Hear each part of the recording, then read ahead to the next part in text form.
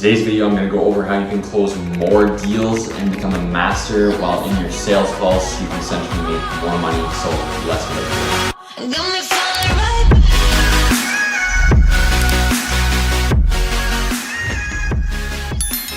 What's going on, guys? If you're a returning subscriber, I appreciate you being here. And if you're new, my name's Carter and I'm the co-founder of Versatile Agency. We're a marketing agency that specializes in bringing real estate agents high quality buyer and seller leads.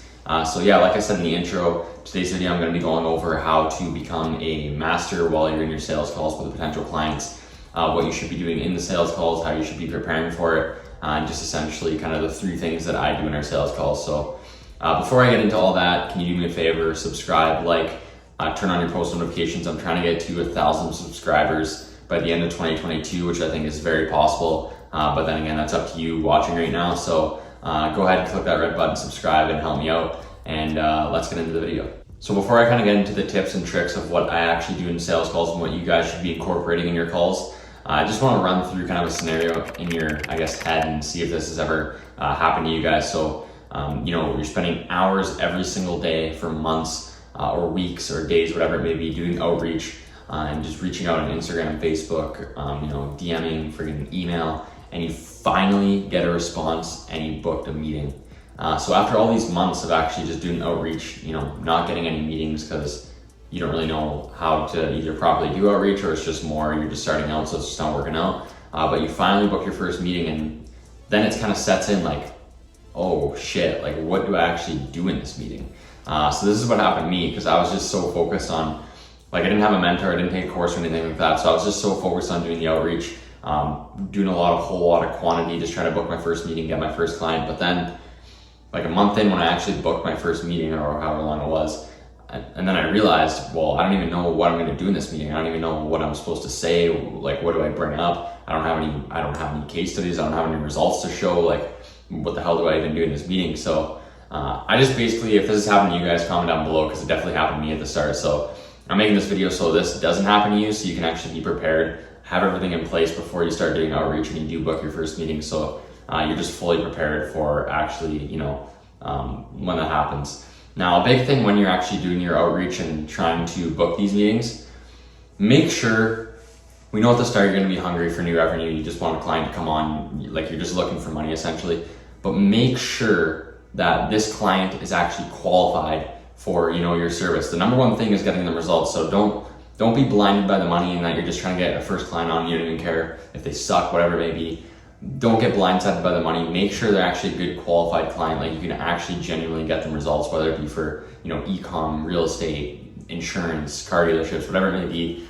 Make sure they're actually qualified. Don't get blinded by the money. So before you actually even get into the meeting with a potential client, there's things that you should be doing before the meeting to actually prepare. Now, it's not something that's super advanced. I've spoke about this before in previous videos, but it's not something you have to do for an hour or anything like that, but just simply 10 minutes before, prep yourself, do whatever, get ready to actually just start speaking to them. In the morning it's tough because you're just morning voice, you wake up, so it's hard to jump right into a call, so make sure you give yourself some time before meetings. But basically what you can do, and this is for any niche, I'm going to be targeting real estate or talking about real estate and what I do because that's the niche we specialize in. So when I have a call with an agent, basically what I will do is I'll search up their name first of all on Google. I'll go through all the social medias, their Instagram, Facebook, stuff like that, seeing if they're consistently posting, what they're posting about. Then I'll check out their website, see if they have a website, what they have on there, if they've done any deals so far this year.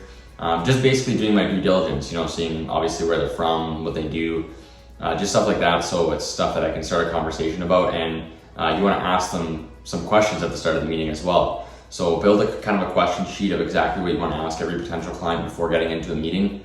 So I basically ask every single meeting is basically the same for me. I'm asking the potential clients the same thing.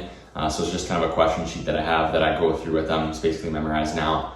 And yeah, that's what I do kind of before the meeting starts. It's just simple 10 to 15 minutes of preparation. Now, once you're actually in the meeting, what should you be doing? Are you just talking to the person for 30 minutes straight and stuff like that? So that's definitely what I did at the start. But what you actually want to have is you want to have sort of a pitch deck, a slideshow that you can go through, just constantly changing the slides, keeping retention. It's kind of like YouTube.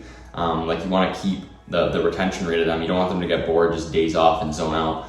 So how you want to go about doing that is creating a slideshow and a pitch deck. So Basically what you should have on the slideshow is just pictures of case studies or ad examples. If you don't have a first client yet, you can create some ad examples for them and incorporate it into the slideshow that you can do for them. But yeah, basically in the pitch deck's just like questions. You don't put a whole lot of wording on it. It's just more for like pictures, single sentences, single words. People love to actually just put a visualization to something instead of you just sitting here and talking to them for 30 minutes where they're just gonna be bored and essentially probably just zone out, not even listen to what you're saying.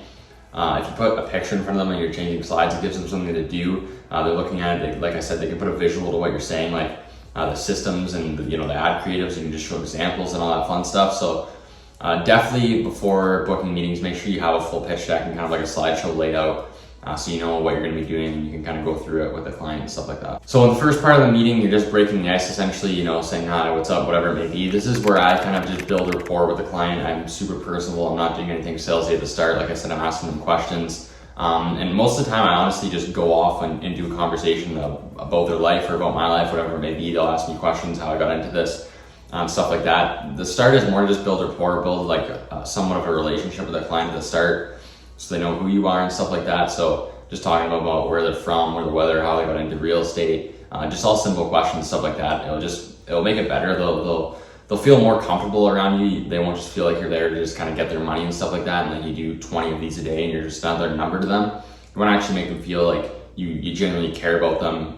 At the start, you're just being like a regular person, being a friend and stuff like that. So this is what I suggest you do at the start of the meetings. Like I said, every agency is different. Everyone does different stuff. I'm just speaking about what I do from my personal experience and what works for me in my agency and what I genuinely just like doing. So, I'm not saying that I'm the best and that what I do is right, but this is just what I do and what works for me in my agency. The second part of the meeting is where I just basically bring up results, discuss what their problem is, what they're doing wrong and stuff like that. So I'll go over a few case studies with them, what we've done for previous agents, and just basically explain to them like this works, like this is what this certain person's problem was. Which is usually like, lacking of just advertising and marketing overall and just not having enough volume or enough things to work. Like if you're a great closer, you're a real estate agent, you're great at sales, but you just don't get the meetings or you don't get the appointments, that's exactly what we do. So just figuring out what their problem is and giving them a solution and actually how we're going to help them. So like I said, just going over cases and results. Like a very crucial part though in this is like you don't want to just, just shit on their business essentially. You don't want to just, say this is what you're doing wrong, you're doing this wrong, you're doing this wrong, you're doing this horribly, you should start doing this, your competitors are doing this.